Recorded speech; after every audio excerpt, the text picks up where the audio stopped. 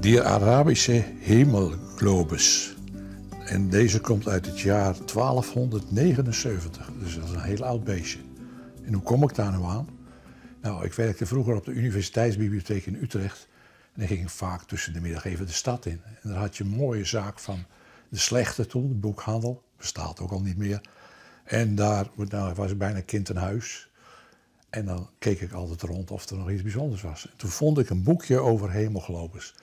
Nou, ik denk, ja, dat is wat voor mij. Want ergens in mijn achterhoofd had ik altijd het idee om zelf nog eens een keer globus te gaan maken. Dus dit heb ik toen zo'n 40 jaar geleden gekocht.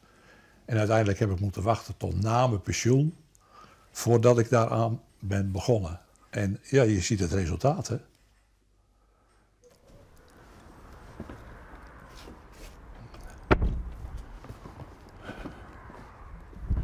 Ik heb op de Universiteitsbibliotheek in Utrecht gewerkt, een groot aantal jaren. En daar vandaan ben ik dus naar Friesland gekomen. Want toen kon ik het planetarium gaan werken. En dat was een droom. Nou, daar heb ik 17,5 jaar gewerkt. En toen ben ik met pensioen gegaan.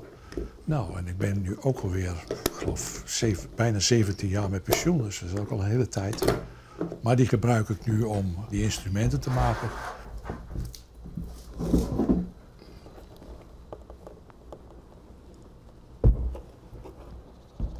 Ja, toen we hier kwamen wonen heb ik dit hier zelf aangebouwd. Het is ongeveer 3 bij 3. En er staat een koepel op van 2,40 meter.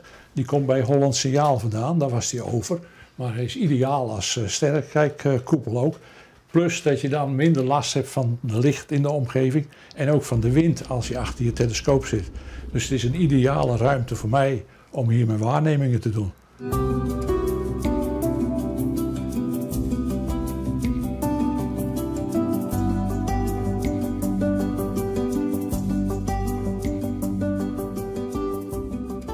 Nou, we zien hier een planetarium in een doosje. We noemen dat een reisplanetarium. En die werden gemaakt omdat je het dan makkelijk mee kon nemen. Dan moet je helemaal uitvouwen. Maar dan maken we even een beetje ruimte. Dan halen we deze 2 kijkertjes even weg. Die zet ik even hier neer. En dan halen we hem uit het doosje. En het doosje even aan de kant. Dan zetten we dat eerst zo neer. Ja, kijk, en dan kun je dat zo helemaal uit elkaar halen. Ja, ik ben aardig handig. Ik heb dat denk ik van mijn vader, want dat was ook een hele handige man. Wat hij zag, kon hij ook maken. Nou, daar heb ik waarschijnlijk wat van overgenomen. En soms hik ik er wel tegenaan. En dan moet ik er wel een paar nachtjes over slapen. Maar in gedachten ben ik dat instrument dan eigenlijk al aan het maken. En als ik het dan helemaal door heb, dan begin ik eraan. En dan probeer ik dus de onderdeeltjes te krijgen. Nee, dat is niet te betalen. Nee, het zijn dus wel modellen, hè, nagemaakt, hè, dus kopieën. Maar in het origineel, ja, je kunt er niet aankomen, want er is er vaak maar 1 van, of heel weinig. En die zijn ontzettend kostbaar.